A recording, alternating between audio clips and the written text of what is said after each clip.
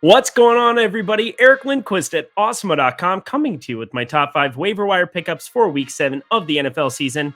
There was nothing super apocalyptic that happened in Week 6. No major injuries. There was no CEH going down. There was no Damian Williams being added to the COVID list. So Week 7 looks a little bit different. We're looking to add some depth to our bench, but you know what? That can be very important too coming down the stretch as we're trying to make the playoffs for our year-long leagues. But first, before we get to my picks, hit that like button. And what's really a vibe is hitting subscribe. That goes a long way for us here at the Awesemo Fantasy Football channel. So definitely be subscribed, and let's get to the picks.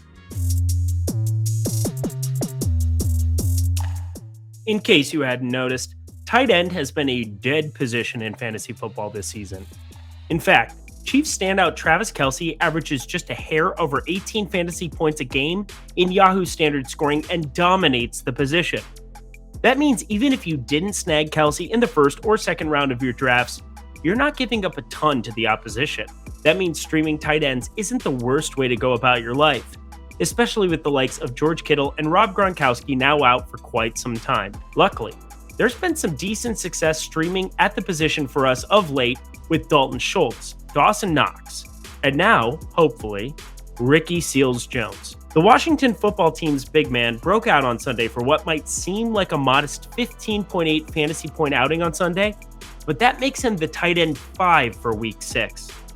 Again, the position has been absolutely brutal in 2021, but Seals-Jones seems to be an important part of this offense going forward. Taylor Heinicke has been decent. The likes of Adam Humphries and Curtis Samuel can't stay out on the field.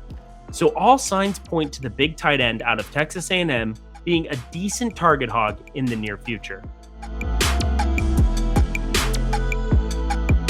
I don't think any Lamar Jackson owners out there were exactly thrilled by the 3 rushing touchdowns racked up by Latavius Murray, Le'Veon Bell, and Devonta Freeman on Sunday.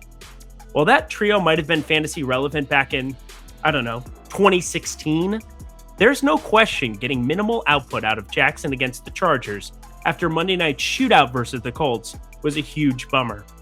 However, despite the Ravens rushing at the highest clip of anyone in the league through 6 games, they went out and got Rashad Bateman in the first round of the 2021 NFL Draft for a reason, and that reason is passing volume, which could be on the horizon as Bateman gets acclimated to the NFL level. Does Sunday's 6-target, 4-catch outing make him look like a must-have?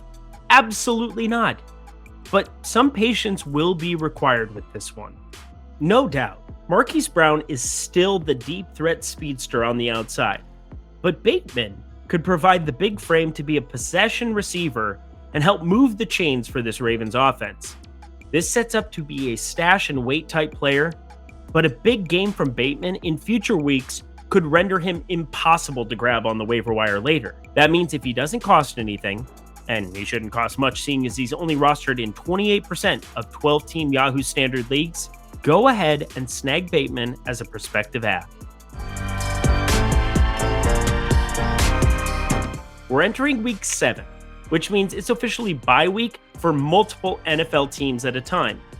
That means it's about to get weird in regards to quarterbacks and kickers and defenses alike, as they don't always carry enough value to be held on the edge of your bench, turning those positions into a revolving door of streamers that can provide value based on their opposition. But if you're looking for a serviceable quarterback rental to fill in for you, look no further than Colts newbie Carson Wentz.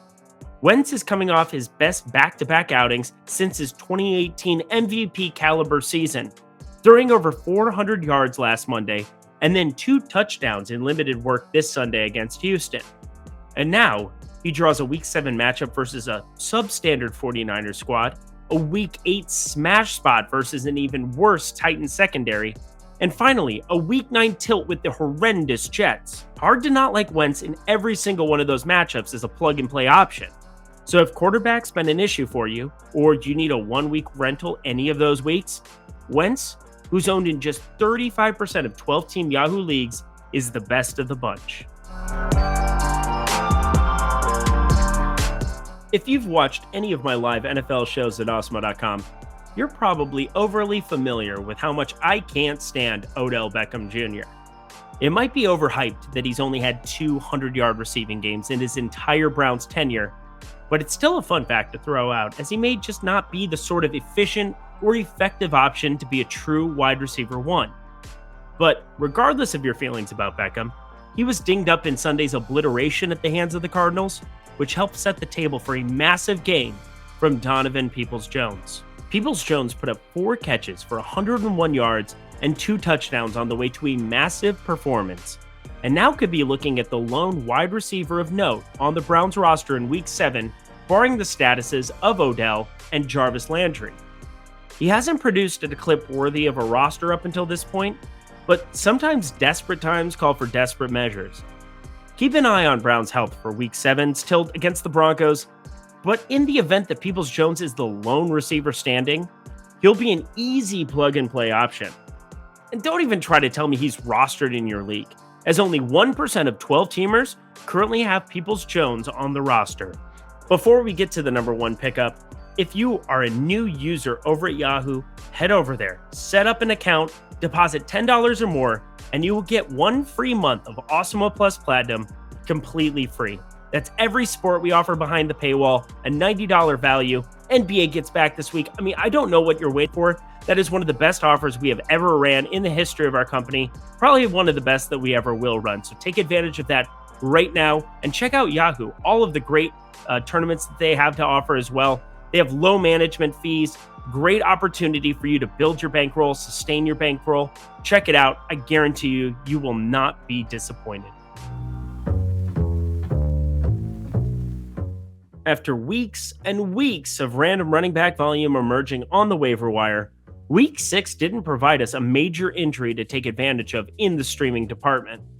Still, after being inactive through the first 5 weeks of the season, preseason hero Rhamondre Stevenson has emerged as the best pickup of the week by way of his immediate role in the New England offense, with room to progress even further if the 2-4 Patriots start to give their young guns more of a role. Stevenson is a 4th-round rookie out of Oklahoma that will surely be splitting carries with Damian Harris from now until the bitter end.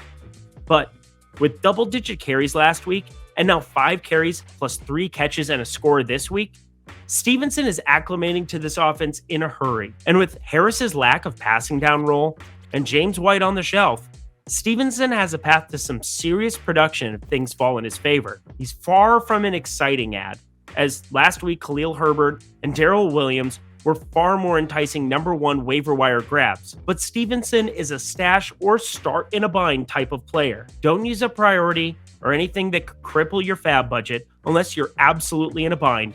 But even still, be prepared to see some solid Stevenson production going forward. And those are my top 5 waiver wire pickups for Week 7. Let me know in the comment section below if there's somebody I missed, somebody you're more interested in, or if you just think that Rhamondre Stevenson sucks. Let me know, but best of luck to you in Week 7. We'll see you back here next week.